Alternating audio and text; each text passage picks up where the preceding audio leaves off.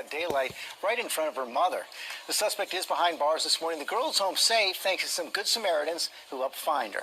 Mike is going to speak to one of them in a moment. First, let's go to ABC's Marcus Moore, who's on the scene in Fort Worth, Texas. Good morning, Mark. Well, George, good morning. People here are absolutely relieved that this little girl is home safe. And from the moment they heard about the violent kidnapping in this quiet neighborhood, everyday citizens jumped into action, and it paid off.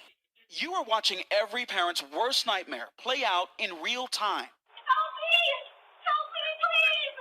My daughter just got kidnapped! 8-year-old Salem Sabatka taken from her mother's arms, kidnapped in broad daylight by a stranger driving through a Fort Worth neighborhood. Help me!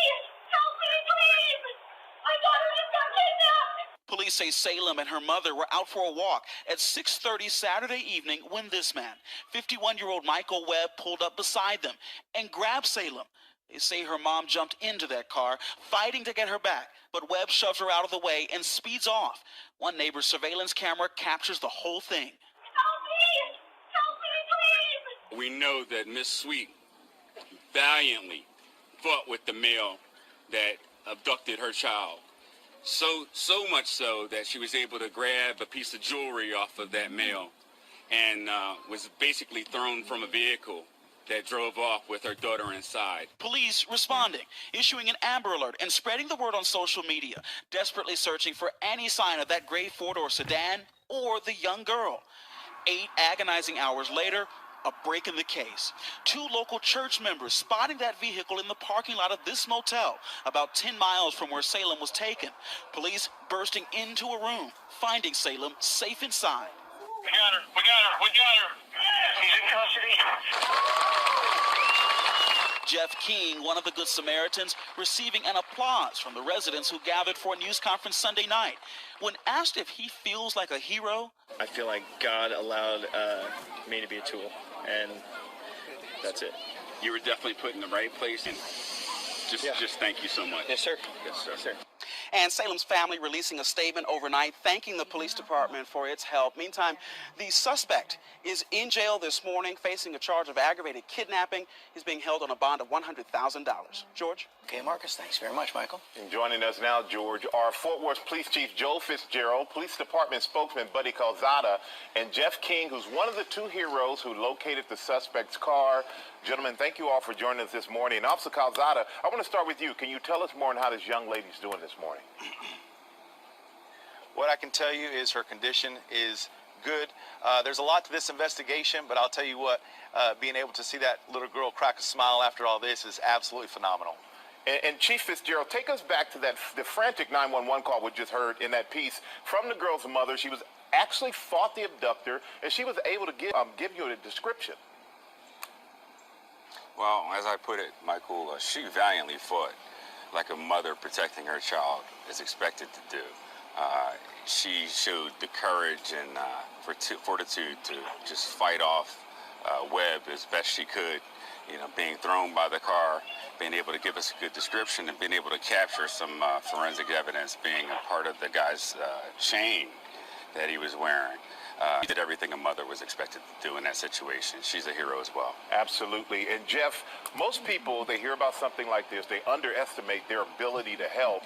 But what made you jump into action to help in this case? Well, like I've said it before, but it was 2 things actually. And the first thing, of course, is that we're supposed to work as a community. We're supposed to love our neighbors, and God makes miracles happen all the time. And so that's the first thing. Second thing is I've known Riz, the father, for a lot of years. I haven't seen him in about 16 years, but a friend of ours texted me and just said, "What's up?" And I said, "What are we doing?" And I called a couple other friends who were already out looking, and we got out here and tried to make a difference. And whose idea was it to check the hotels, and how did you find the car?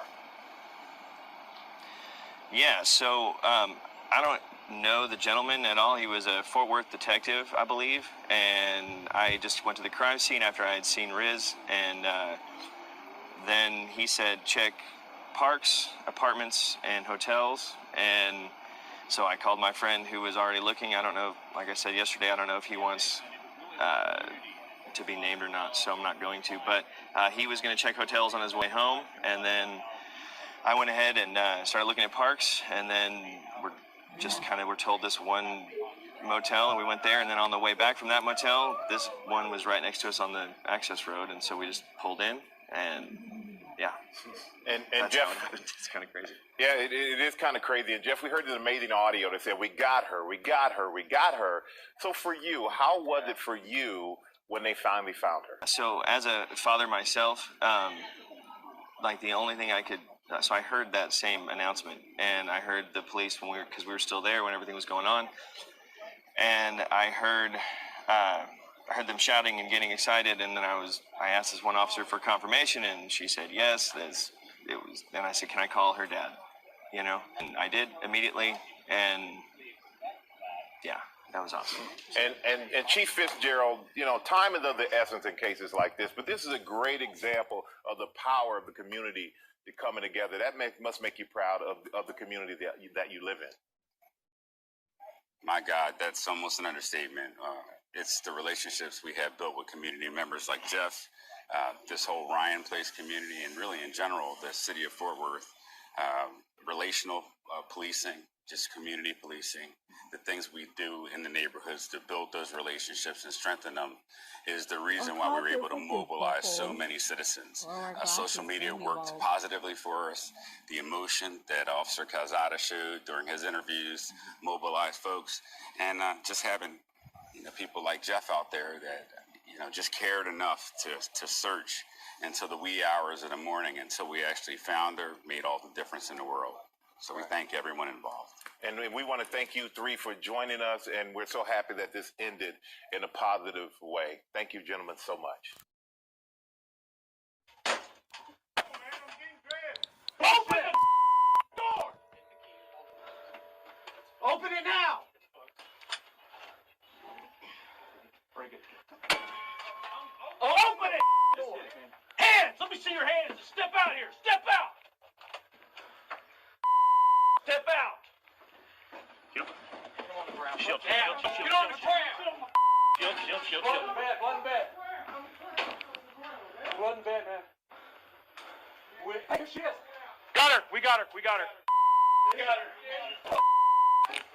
Yes. Hey, buddy.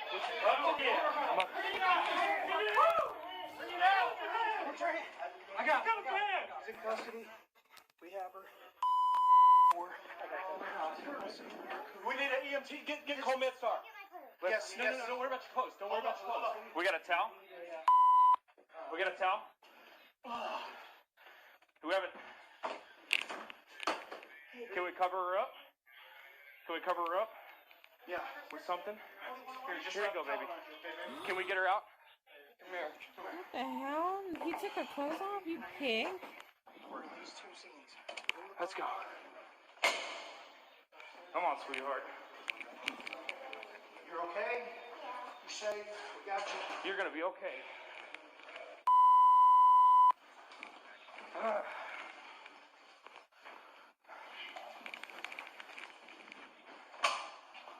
We got her. Hold the door.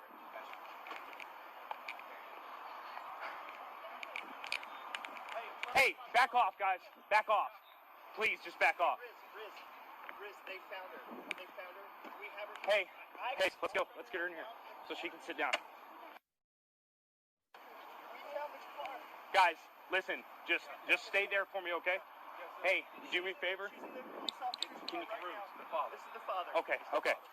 Just hold on, okay? What's this place called? It's the Woodbridge Suites. Woodward Suites. It's in Forest Hill. Parkway?